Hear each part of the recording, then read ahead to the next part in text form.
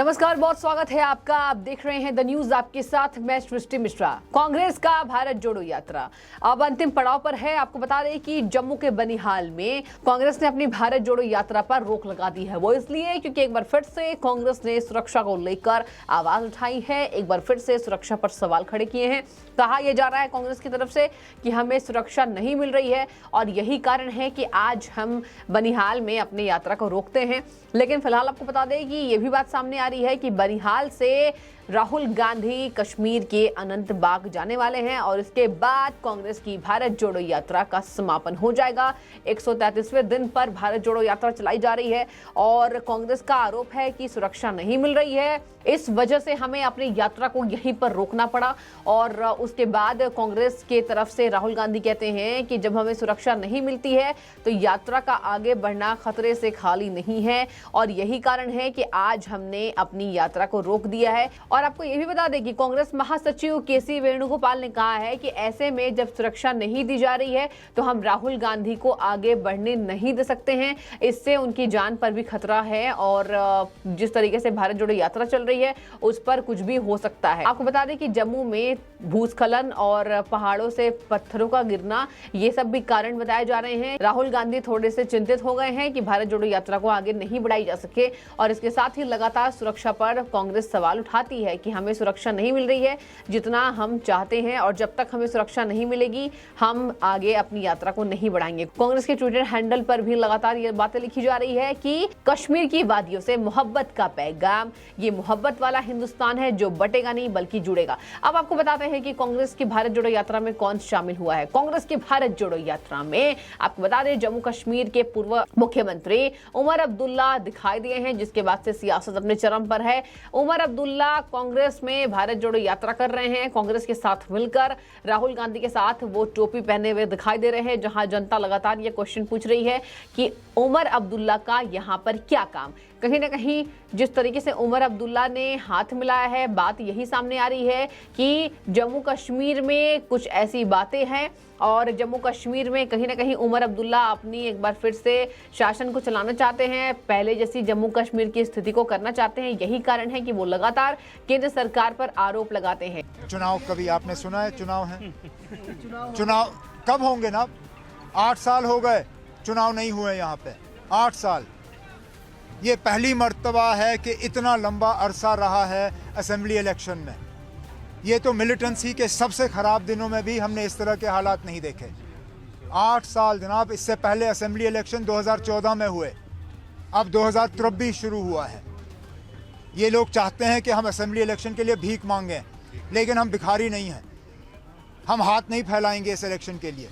Election जब होंगे तब देखी जाएगी। इसके साथ ही उन्होंने ये भी कहा है कि मैंने भारत जोड़ो यात्रा राहुल गांधी की वजह से नहीं ज्वाइन किया है। मतलब बातों में ही उन्होंने समझाने की कोशिश की है कि मैंने देश की छवि को सुधारने के लिए इस यात्रा में शामिल मैं हुआ हूं, ना कि किसी के व्यक्ति की छवि को सुधारने के लिए, बल्कि मैं देश की छवि को सुधारने के लिए इस यात्रा में शामिल हुआ हूं। इसके साथ ही आपको बता दें दर्शकों कि उमर अब्दुल्ला केंद्र सरकार पर आरोप लगाने से नहीं चूके। उन्होंने कहा है ये जो सरकार है ये अरबों देशों से दोस्ती कर ले, लेकिन देश के अंदर इन्होंने कोई काम नहीं किया है। जम्मू कश्मीर वो आए तो पता चल जाएगा बीजेपी को कि यहाँ बीजेपी को कोई पसंद नहीं करती है। मतलब साफ तौर पर अपनी भारत जोड़ो यात्रा की बातों को छोड़कर उमर अब्दुल्ला केंद्र सरकार पर निशाना साध रहे थे। तो लगातार जनता इससे ये भी क्वेश्चन पूछ रही है, उमर अब्दुल्ला जी बताइए कि आप क्या चाहते हैं, जम्मू कश्मीर में फिर से आतंकवाद बढ़ सके। और इसके साथ ही आपको बता दें उन्होंने ये भी कहा है कि हम 370 हटाने के फेवर में हैं, लेकिन जिस तरीके से हमारी याचिका पर गुहार नहीं लगाई जा रही है, यही बात सामने आ रही है। इससे यही प्रतीत होता है कि हम कितने मजबूत हैं। यानी कि उमर अब्दुल्ला ये चाहते हैं कि 370 धारा को जिस तरीके से वहां हटाया गया था उस पर वो वापस से पहले की स्थिति उत्पन्न करना चाहते हैं। मतलब धारा को हटाया जाना उन्हें रास नहीं आ रहा है, शायद इसलिए कि वो एक बार फिर से वही हरकतें देखना चाहते हैं। हिंदुओं के कत्लेआम और कश्मीरी पंडितों का जिस तरीके से कत्लेआम हुआ, कश्मीर में आतंकवाद को जगह मिली, टारगेट किलिंग, कश्मीर में आतंकवाद का बढ़ना और आज देखा जा रहा है कि धारा 370 हटने के बाद से वहां की स्थिति सामान्य हो गई है। माहौल को भी बताते हैं, जिस तरीके से वहां की जनता बताती है, यही कहती है कि अब कश्मीर में शांति है, कश्मीर में सुरक्षा व्यवस्था है, अब घरों से निकलने में इतना ज्यादा डर नहीं लगता है। जब टारगेट किलिंग होती थी, जब कश्मीर में हिंदुओं की हत्या होती थी, कश्मीरी पंडितों पर अटैक होते थे और सरेआम उनकी हत्या कर दी जाती थी, तब जितना डर लगता था आज कश्मीर में उतना डर नहीं लगता है। इसके साथ ही आपको बता दें कि कांग्रेस का यह भी कहना था लगातार कि हमारी भारत जोड़ो यात्रा नफरत के बाजार में मोहब्बत बांटने के लिए है, लेकिन आज लगातार कांग्रेस पार्टी से जनता सवाल पूछ रही है। जिस तरीके से आप मोहब्बत के बाजार को दर्शा रहे हैं, यही वो कांग्रेस पार्टी है ना जिसने बहुत साल पहले देश का विभाजन कर दिया था और जिस तरीके से नफरत का बाजार उस वक्त ही बो दिया गया था, आज केंद्र सरकार पर बस निशाना साधने के लिए उन्होंने ये टैगलाइन को यूज किया है कि नफरत के बाजार में प्रेम को बांटने निकले हैं। आज देश में विकास हो रहा है, देश में शांति है, कांग्रेस को इसकी बात की चिंता नहीं करनी चाहिए, ये लगातार ट्विटर पर दर्शक सवाल पूछ रहे हैं। उमर अब्दुल्ला के बयानबाजी के बाद से सियासत गर्मा गई है कि आखिर देश विरोधी लोग, इसके साथ ही अगर जम्मू कश्मीर में 370 को हटाया गया है तो वो बात पसंद क्यों नहीं आ रही, उसमें क्या खराबी है? अगर वहां की जनता उसका स्वागत कर रही है, मोदी सरकार की वाहवाही कर रही है कि सरकार के आने के बाद से जम्मू कश्मीर में शांति है, इसके साथ ही पूरे देश में शांति व्यवस्था है और आज देश पर कोई भी नजर उठाने से पहले दुश्मन 100 बार सोचते हैं, तो इन लोगों को भारत के अंदर रहकर इतनी ज्यादा दिक्कत क्यों आ रही है? कैसी विचारधारा ये आज लगातार कांग्रेस से जनता सवाल उठा रही है। आपको बता दें कि जम्मू कश्मीर के बनिहाल में जिस तरीके से यात्रा को रोकी गई है, देखने वाली बात होगी कि यात्रा अब किस तरीके से आगे बढ़ती है, क्योंकि यह यात्रा अनंत बाग तक जाएगी। वहां पर जिस तरीके से राहुल गांधी बार बार सुरक्षा को लेकर सवाल उठाते हैं कि वहां पर सुरक्षा नहीं मिल रही है, इसी कारण हमने यात्रा को रोक दिया।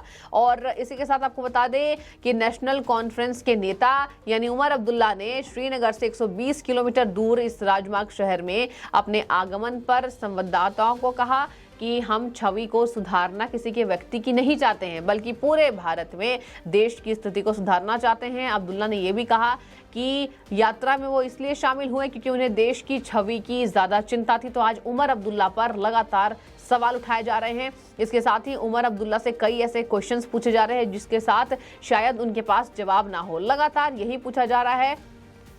आपको बता दें कि उमर अब्दुल्ला वही हैं जो कहीं ना कहीं देश विरोधी बयान को बताते हैं, उनकी मानसिकता झलकती है हमेशा ही। जिस तरीके से वो केंद्र सरकार पर निशाना साधते हैं, उन्होंने ये भी कहा है कि इस सरकार में कोई भी अल्पसंख्यक समुदाय का व्यक्ति नहीं है। मतलब वो क्या साबित करना चाह रहे हैं, उनकी मानसिकता कैसी है, ये जनता लगातार सोच रही है। आपको बता दें कि अब उमर अब्दुल्ला और राहुल गांधी को बताया जा रहा है कि एक ही जैसे हैं, ये एक ही विचारधारा के लोग हैं, इसलिए ये एक साथ सामने आए हैं। और इसके यात्रा से इससे क्या फर्क पड़ेगी, ये तो देखने वाली बात होगी, क्योंकि कांग्रेस की संगठन को मजबूती तो नहीं, लेकिन कांग्रेस का अंतरकला सामने आता है। और आने वाले समय में लोकसभा में जनता को भ्रमित करने के लिए यात्रा चलाई गई है, लगातार जनता ये कह रही है। और इसी के साथ कहा यह जा रहा है कि अगर कांग्रेस को अपनी संगठन की मजबूती देनी है, अपनी संगठन को मजबूत करना है, तो वो केंद्र सरकार पर, उनके अच्छे कामों पर भी सवाल क्यों खड़े करते हैं। इसके साथ ही अंत में आपको बताती चलूं कि जब सर्जिकल स्ट्राइक के बारे में क्वेश्चंस पूछे जाते हैं, राहुल गांधी से भी पूछे जाते हैं कि दिग्विजय, तो आपके नेता दिग्विजय सिंह सर्जिकल स्ट्राइक पर सवाल उठाते हैं, सबूत मांगते हैं, तो राहुल गांधी ने यह भी कहा कि नहीं, उनके बयान से मैं वाकिफ हूं और उनका बयान गलत है।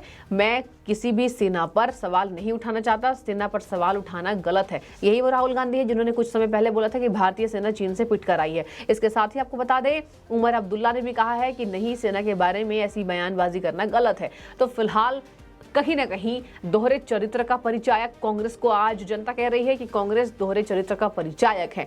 फिलहाल उमर अब्दुल्ला की यात्रा में शामिल होने को लेकर अटकलें कैसी तेज है, आपको क्या लगता है? क्या मानसिकता और इसके पीछे क्या वो वजह रही होगी कि आज उमर अब्दुल्ला कंधे से कंधे मिलाकर राहुल गांधी के स्वागत में खड़े हैं? और जिस तरीके से राहुल गांधी हमेशा ही सुरक्षा पर सवाल उठाते हैं, उस बात पर आपकी क्या सोच है, क्या राय है, आप हमें कमेंट सेक्शन में बता सकते हैं। फिलहाल आपका बहुत ही शुक्रिया हमेशा ही द न्यूज़ को देखने के लिए।